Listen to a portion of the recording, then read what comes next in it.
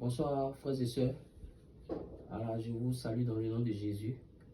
Pour cette semaine, vraiment que Dieu vous bénisse, qu'il se souvienne de vous dans tout ce que vous entreprenez. Voilà.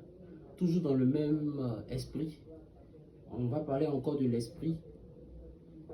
Ce matin, j'ai un sujet à partager avec vous dans le livre de Galates 5, à partir du verset 16 à 17. Je lis la parole de Dieu. Je dis donc, marchez selon l'esprit et vous n'accomplirez pas les désirs de la chair. Car la chair a des désirs contraires à ceux de l'esprit. Et l'esprit en a de contraires à ceux de la chair. Ils sont opposés entre eux, afin que vous ne fassiez point ce que vous voudriez. Alléluia. Gloire à Jésus. C'est l'apôtre Paul qui était en train de parler aux chrétiens de Galates. Il leur disait comme ça que de marcher selon l'esprit, afin de ne pas accomplir les désirs de la chair. Alors, comment marcher selon l'esprit?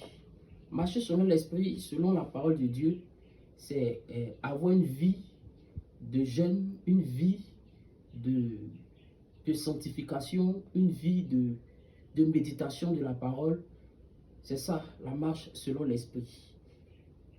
Et la chair combat tout ce que l'esprit veut faire.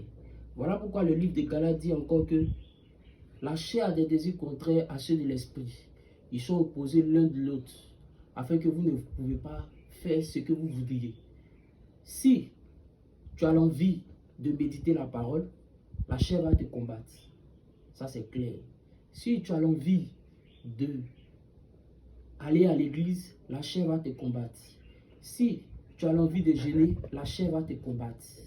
Alors c'est un combat quotidien qui se passe entre toi et ta chair.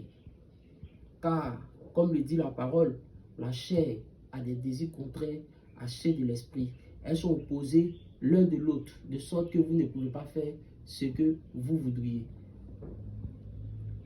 Alors, il dit aussi dans le livre de Romains 8, à partir du verset 5 à 7, je vais lire ce passage aussi. C'est l'apôtre Paul qui parlait toujours. Romains 8, rapidement je prends la Bible.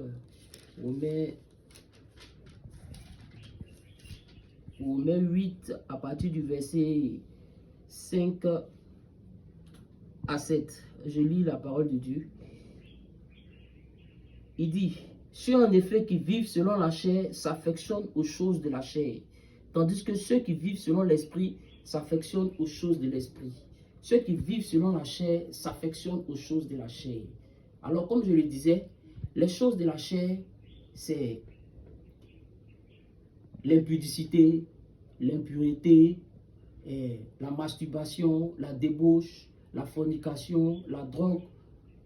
Tout ce qui, vous savez que la chair nous fait faire. Ça c'est les choses de la chair.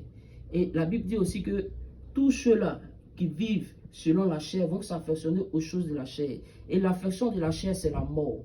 Quand on parle de la mort, on parle de la mort d'abord spirituelle. Ensuite vient la mort physique. La mort spirituelle, c'est quelqu'un qui n'arrive pas à méditer. Celui qui n'arrive pas à se lever les dimanches, aller à l'église. Celui qui n'arrive pas à se déconnecter du péché. Celui qui n'arrive pas à, ne serait-ce que 30 minutes à la maison, fléchir les genoux et prier. Il est mort spirituellement. La Bible dit que tous ceux qui vivent selon la chair s'affectionnent aux choses de la chair. Et leur résultat, c'est la mort. Et ceux qui vivent selon l'esprit s'affectionnent aux choses de l'esprit. Les choses de l'esprit, c'est la vie, la paix. Comme le dit Galates 5, 22. Les choses de l'esprit, c'est l'amour, la paix, la joie, la bénignité, tout ce qui est bon. Voilà.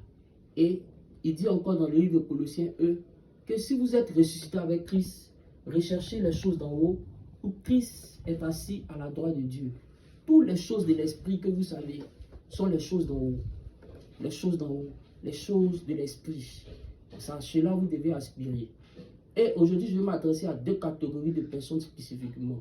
Ceux qui ont déjà accepté le Seigneur, mais durant les marches ont un peu rétrogradé, c'est-à-dire ont un peu baissé. Voilà. Ils doivent s'affectionner. S'affectionner veut dire aimer les choses de l'esprit.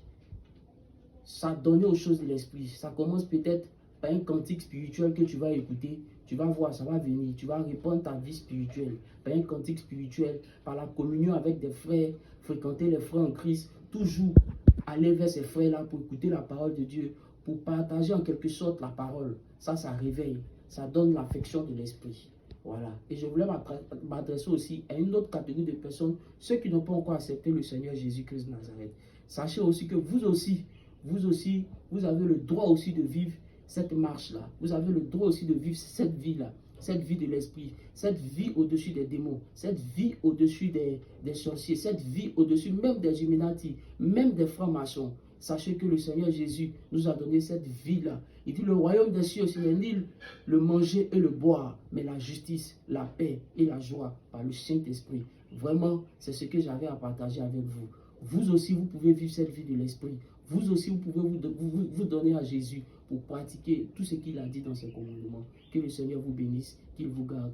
Au nom de Jésus-Christ de Nazareth. Amen. Amen. Amen.